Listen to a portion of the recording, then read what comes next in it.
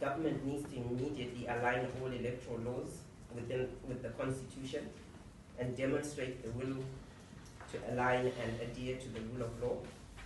The second one is enhance the Zimbabwe Electoral Commission's independence and capacity. The executive should not interfere with ZEC operations, review clauses in the Electoral Act, and stop actions that compromise the independence of ZEC. Number 3 is zero tolerance to political violence. There is need to create enforceable punitive measures to eliminate political violence and build a conducive political environment which guarantees the enjoyment of fundamental freedoms.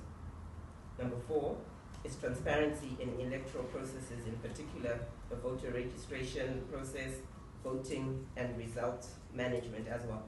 These must adhere to regional and international accepted principles such as comprehensive, inclusive, accessible, transparent, accurate, and integrity. Number 5 is the right to vote, which should be enjoyed by all eligible citizens provided for in the Constitution.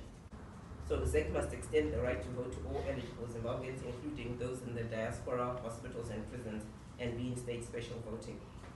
Number 6 is ZEC should immediately commence on comprehensive, inclusive, and continuous voter education and open it up to other stakeholders.